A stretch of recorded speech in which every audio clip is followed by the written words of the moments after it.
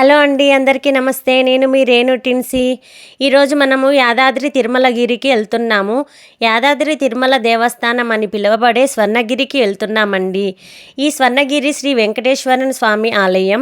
ఇది హైదరాబాద్ నుండి 47 కిలోమీటర్ల దూరంలో ఉన్న తెలంగాణలోని భువనగిరిలో ఉన్న ఆలయం. ఈ ఆలయం భువనగిరిలో సుందరమైన స్వర్ణగిరి కొండలపై ఉన్నది. ఈ ఆలయం పల్లవ, విజయనగర, చోళ మరియు చాళుక్య నిర్మాణ శైలి మిశ్రమాన్ని కలిగి ఉందండి. ఈ ఆలయంలో 4 గోపురాలున్నాయి, పెద్ద పెద్ద మండపాలున్నాయి. అలాగే గర్భగుడి పైన 5 అంతస్తుల విమాన గోపురం కూడా ఉన్నది. భారతదేశంలో అతి పెద్దదిగా చెప్పుకునే 1.5 టన్నుల కాంస్యగంట ఉంటుంది. గర్భగుడిలో 12 అడుగుల ఎత్తైన వెంకటేశ్వర స్వామి విగ్రహం ఉంటుందండి. ఈ విగ్రహం తెలంగాణలోనే అతిపెద్ద విగ్రహంగా చెప్తారు. ఇంకా ఇక్కడ జలనారాయణ స్వామి ఉంటాడు. చాలా బాగుంటుంది. ఎంత అందంగా ఉంటాడో ఆ స్వామి. ఆ నిర్మాణం చాలా సౌందర్యంగా ఉంది. ఇంకా ఈ భువనగిరిలో ప్రసిద్ధమైన యాదాద్రి ఆలయం, యాదగిరిగుట్ట లక్ష్మీ నరసింహస్వామి ఆలయం ఉంది కదండి. అక్కడి నుంచి 20 కిలోమీటర్ల దూరంలో ఈ ఆలయం అనేది ఉంటుంది. ఇంకా ఈ ఆలయంలో శ్రీవారి పాదపీఠము, లక్ష్మీ నరసింహస్వామి మండపము, గరుడాల్వార్ స్తంభము, కార్యసిద్ధి హనుమాన్ సన్నిధి, గరుడ మండపము, గణేష దేవాలయాలు కూడా ఉన్నాయి.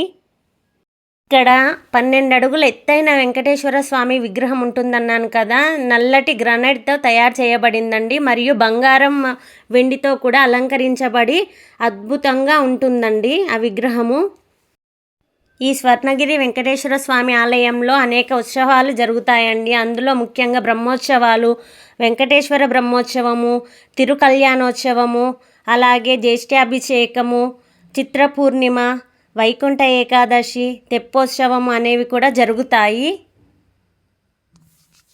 ఈ ఆలయంలో జరుపుకునే ప్రధాన పండుగ బ్రహ్మోత్సవాల సమయంలో ముఖ్యంగా గరుడ సేవ కోసం వేలాది మంది భక్తులు ఆలయాన్ని సందర్శిస్తారండి. బ్రహ్మోత్సవాల సమయంలో ఊరేగింపు, దేవత మలయప్ప తన కచేరీలతో శ్రీదేవి మరియు భూదేవిలతో కలిసి ఆలయం చుట్టూ ఉన్న 4 మాడ వీధుల గుండా వేర్వేరు వాహనాలపై ఊరేగింపుగా తీసుకెళ్తారు. ఇంకా ఈ ఆలయంలో ప్రధాన కార్యక్రమం శ్రీ వెంకటేశ్వర బ్రహ్మోత్సవము. ఇది ప్రతి సంవత్సరం సెప్టెంబర్ లేదా అక్టోబర్లలో 9 రోజుల పాటు జరుగుతుందండి. అలాగే తిరుకల్యాణోత్సవం అనేది కూడా ఈ ఆలయంలో జరుపుతారు. ఇది వెంకటేశ్వర స్వామి దివ్య వివాహము. మొత్తం ప్రపంచాన్ని రక్షించడానికి మరియు శ్రేయస్సు చేయడానికి ఈ తిరుకల్యాణోత్సవం అనేది జరుపుతారు. అలాగే వైకుంఠ ఏకాదశి కూడా డిసెంబర్ లేదా జనవరిలో జరుపుకునే వైకుంఠ ఏకాదశి ఈ ఆలయంలో జరుపుకునే ప్రధాన పండుగ అండి.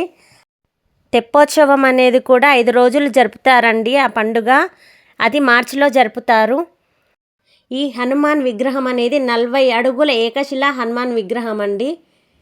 చాలా బాగుంటుంది. దర్శనం చాలా బాగా అయిందండి. దర్శనం అయిపోయాక మేము గుడి చుట్టూ తిరిగాము. జలనారాయణ స్వామి దగ్గరికి వెళ్ళాము. చూడండి ఎంత అందంగా ఉంటాడో జలనారాయణ స్వామి. ఈవినింగ్ టైంలో చాలా అందంగా ఉంటుందండి ఈ ప్రదేశం అంతా. లైట్లతో, మెరిసే కాంతులతో ఎంత అందంగా ఉంటాడో ఈ జలనారాయణ స్వామి. చాలా అందంగా ఉంటుందండి ఈ ప్రదేశం అంతా. చూడ్డానికి 2 కళ్ళు చాలవు, అంత అందంగా ఉంటుంది. ఇలా జలనారాయణ స్వామిని కూడా దర్శించుకున్నాము. ఇవే కాదండి, ఇంకా ఈ భువనగిరిలో చాలా ప్రసిద్ధ దేవాలయాలు ఉన్నాయి. అందులో ముఖ్యంగా యాదగిరిగుట్ట లక్ష్మీ నరసింహస్వామి దేవాలయము, మత్స్యగిరి, అలాగే రమణేశ్వరం కూడా ఈ భువనగిరిలోనే ఉందండి. అలాగే సురేంద్రపురి కూడా ఉంటుంది ఇక్కడే.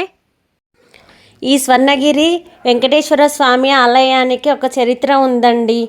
ఒక ప్రముఖ వ్యాపారవేత్త శ్రీమాన్ మానేపల్లి రామారావు భార్య శ్రీమతి విజయలక్ష్మికి జరిగిన అద్భుత సంఘటన తర్వాత కృతజ్ఞత మరియు వేడుకకు చిహ్నంగా స్వర్ణగిరి ఆలయం అనేది నిర్మించారు. ఆమెకు తీవ్రమైన ప్రమాదంలో ఆమె కోమాలోకి వెళ్ళిన తర్వాత తిరుపతి పవిత్ర జలం ఆమెను తిరిగి బ్రతికించిందంట. అందుకోసమని దాని ఫలితంగా వారి ఆస్తిపై ఈ ఆలయము నిర్మించాలని నిర్ణయం తీసుకున్నారంట. ఇది పూర్తి కావడానికి 7 సంవత్సరాలకు పైగా పట్టిందండి.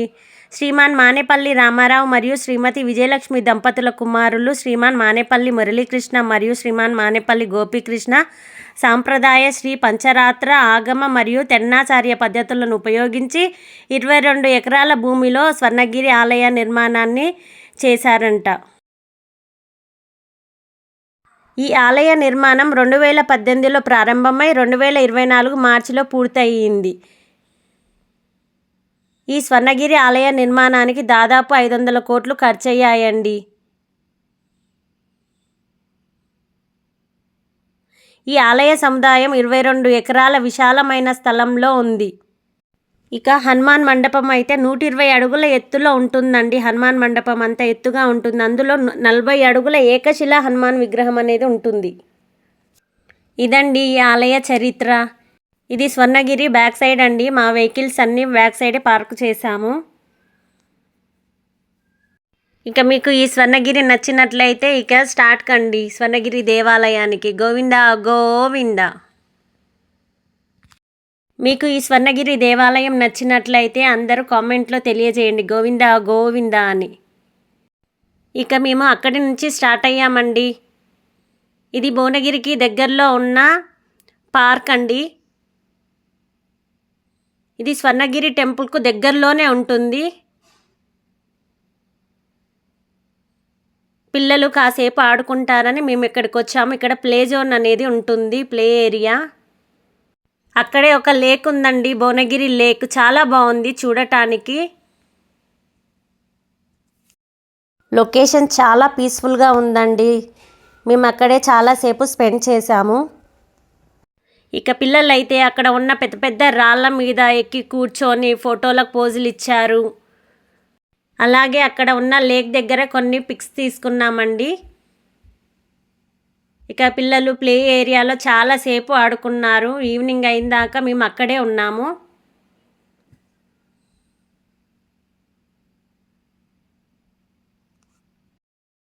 అక్కడ నిల్చొని చూస్తే అంతా కనిపిస్తుందండి. భువనగిరి ఫోర్ట్ కూడా కనిపిస్తుంది, భువనగిరి కిల్లా.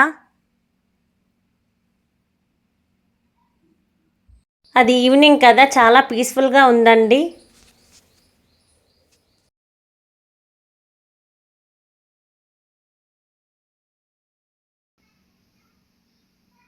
ఇదిగోండి ఇదే భువనగిరి కిల్లా.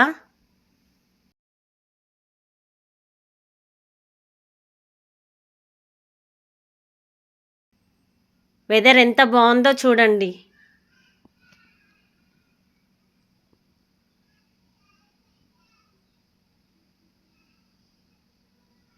ఈ ప్లే ఏరియా అనేది చిన్న కొండపై ఉంటుందండి. పెద్ద ఫ్లాగ్ కూడా ఉంది.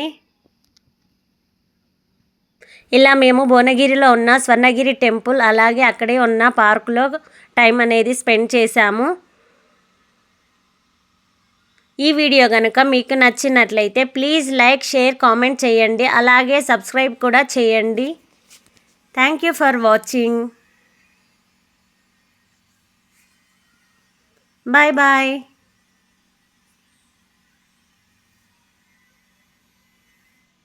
మళ్ళీ మరొక వీడియోలో కలుసుకుందాం.